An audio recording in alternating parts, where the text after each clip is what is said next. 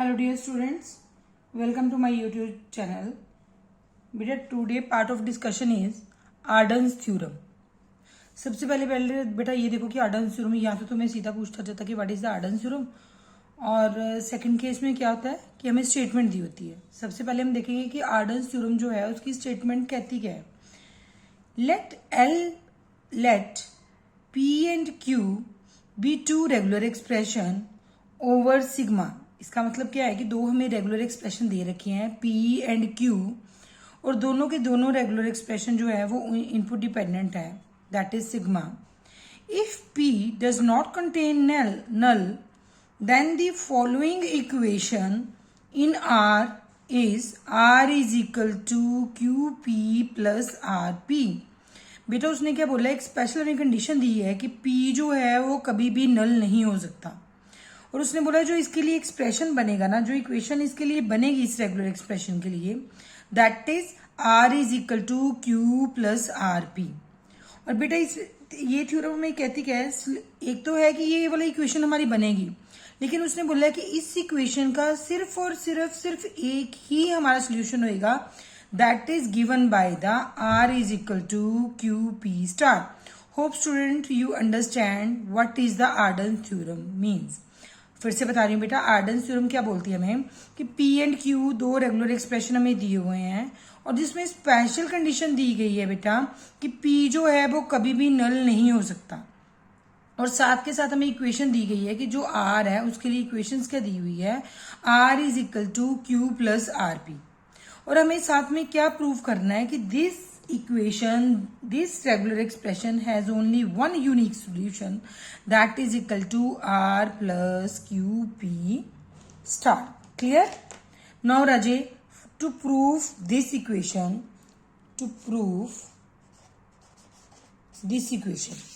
सबसे पहले क्या है बेटा, हमें इक्वेशन क्या दी गई है, that is Q plus RP. Take this part. This is equal to Q plus RP. Clear Ajay? I take this part Q plus RP, और इसका हमें सोल्यूशन का दिया हुआ था R is equal to QP star. तो इस R को मैं रिप्लेस कर रही हूं विद द QP स्टार. तो रजय क्या आएगा हमारे पास, Q plus replace this R with this equation, तो this is equivalent to the QP star and this P is as it is. Clear? Now, what is the common in between these two Q's? What is the common between these? Q is common, Rajay. Now, Q is common. जब Q common निकलेगा बेटा, इन case of the regular expression हम लोग 1 नहीं यहाँ पे लिखते. वैसे जनरल जो हम लोग मैथ्स यूज करते थे वहां पे क्या करते थे कि यहाँ पे हम 1 यूज कर देते थे, but in case of the regular expression use here null symbol plus Q. बेटा बाहर आ गया, अब अंदर क्या रह गया हमारे पास, P closure P. Clear student? समझ आई बेटा मैंने क्या किया है, जस्ट क्या किया है, Q is equal to null plus P closure P, ये हमने जो है एक्सप्रेशन में यूज कर दिया. बेटा अगर तुम्हें याद हो, अकॉर्डिंग टू जो मैंने कल आपको रूल बताए थे, अकॉर्डिंग टू द आइडेंटिटी 9 हमारी क्या कहती थी, अकॉर्डिंग टू आइडेंटिटी 9 जो मैंने आपको कल आइडेंटिटीज लिखवाई थी, बिकॉज ऑफ आइडेंटिटी 9 हमें क्या कहती थी कि null plus R closure R this is equivalent to the R closure. ये हमने कल आइडेंटिटी, मैंने जो कल आइडेंटिटीज कराई थी इन प्रीवियस लेक्चर, ध्यान से देखो वो identities in the previous lecture. बेटा ये आइडेंटिटीज मैंने एक्सप्लेन करी थी, उसमें 9 नंबर आइडेंटिटी थी. तो if I consider R as a P, तो क्या आएगा, null plus P star P, तो क्या आ जाएगा बेटा, this is equivalent to the QP star. तो बेटा ये तो हमारी वही इक्वेशन बन गई ना, R से हमने शुरू करा था, R is equal to Q plus RP, तो therefore R is equal to QP star. बेटा ये हमारा एक सोल्यूशन आ गया दिस आर्डन्स थ्योरम में, जो हमने एक इक्वेशन ली और दूसरी को उसके अकॉर्डिंगली प्रूव करा. Clear? Therefore this is a solution. Clear students? समझ आई ये चीज?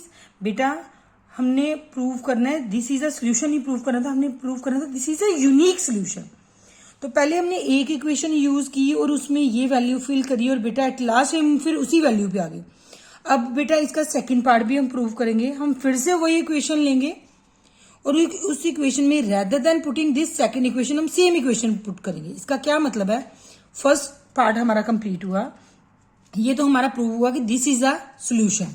अब हमने क्या प्रूव करना है कि this has a unique solution. Now we have to prove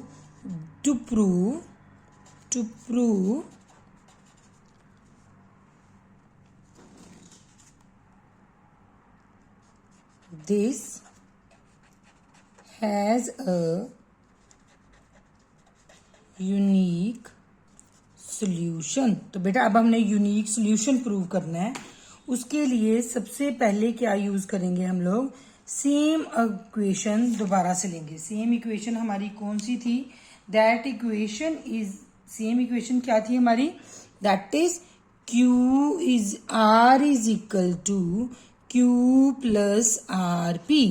बेटा अब मैं इस इक्वेशन में सेम इक्वेशन पुट कर रही हूं, मतलब बिकॉज हमें दिया हुआ है R is equal to Q plus R P, तो मैं इस R को इस इक्वेशन के साथ क्या कर रही हूँ, अपने रिप्लेस कर रही हूँ। तो इस इक्वेशन के साथ रिप्लेस करूंगी तो क्या आ जाएगा मेरा यहाँ पे, Q प्लस R को मैं रिप्लेस कर रही हूँ, here is Q plus R P, और ये वाला P एज इट इज रह जाएगा बाहर। क्लियर। नाउ ध्यान से चेक करो, समझ आई। नाउ अगर इसको मैं सॉल्व करती हूं तो इस इक्वेशन का क्या आ जाएगा मेरा, Q plus Q P plus R P P. Clear. इसको और मैं क्या लिख सकती हूँ, Q plus Q P plus R P square. Clear student, समझ आ रही है।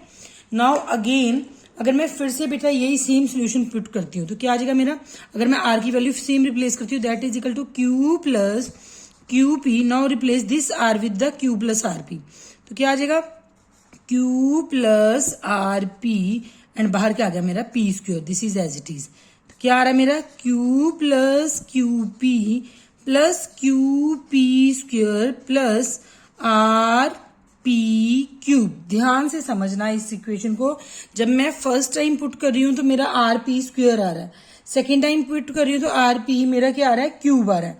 तो बेटा अगर मैं इसी चीज को आइथ टाइम करूंगी तो क्या आएगा, Q plus Q P plus, हर बार पी क्यू के साथ बढ़ रहा है ना, Q P square up to so on Q P I. बेटा फर्स्ट टाइम क्यू पी आ रहा था, सेकेंड टाइम पुट करा तो क्यू पी स्क्वेयर आ रहा है। अगर मैं आई टाइम पुट करूंगी तो क्या आएगा, क्यू पी आई। और यहाँ पे आर के साथ हमेशा पी एक ज्यादा आ रहा है, क्यू के साथ अगर 2 आ रहा है तो पी के साथ 3 आ रहा था, पी क्यू के साथ अगर पावर 1 आ रही थी तो आर के साथ 2 आ रही थी। अगर मैंने फर्दर फिर अप्लाई करा था, अगर मेरा क्यू पी स्क्वेयर आ रहा है तो आर के साथ क्या आ रहा है, Q P R P cube. अगर मैं क्यू पी आई लिख रही हूं तो आर के साथ क्या लिखूंगी, आर पी आई प्लस 1। मैं फिर से रिपीट कर रही हूं, क्यू के साथ मेरी जितनी पावर आ रही है, आर के साथ एक पावर एक्स्ट्रा आ रही है जब भी मैं एक्सप्रेशन में सेफ वैल्यू लगा रही हूं। जब मैं यहाँ पे क्यू पी बोली हूं मतलब पी की वैल्यू 1 है तो आर पी क्या आ रहा है, स्क्वेयर। अगर क्यू पी स्क्वेयर आ रहा है तो आर पी क्या आ रहा है, क्यूब। अगर क्यू पी आई आ रहा है तो आर पी क्या आ रहा है, आई प्लस 1। क्लियर। नाउ बेटा इन द नेक्स्ट स्टेप हम क्या कॉमन है, देखो कॉमन क्या निकल रहा है पूरे एक्सप्रेशन में, कॉमन निकल रहा है मेरा क्यू। क्यू कॉमन निकाला तो यहाँ पे क्या आ रहा है मेरा, नल प्लस क्यू कॉमन निकल गया, P plus P square up to so on P of i plus R P I plus 1। मैंने आपको ये बताया था ये किसका फॉर्मेट होता है, null plus Q P plus P square, ये क्या होता है हमारा, this is equivalent to the P closure plus R P I plus 1। अब बेटा ध्यान से एक बात समझो, आर पी आई प्लस 1 जो है, अब हमें एक ना कंडीशन दी हुई थी, अगर तुम्हें याद है जब मैंने आर्डन्स थ्योरम की इक्वेशन बोली थी, एट दैट टाइम मैंने क्या बोला था कि जो P है that does not belongs to null. क्या इक्वेशन बोली थी, P does not belongs to null, कि P हमारा जो है वो नल को बिलोंग नहीं करेगा, यही बोला था ना। P अगर नल को बिलोंग नहीं करेगा तो इसका मतलब क्या है बेटा, जो हमारा आर पी आई प्लस 1 है उसमें कोई भी स्ट्रिंग नहीं हो सकता, has no string of length less then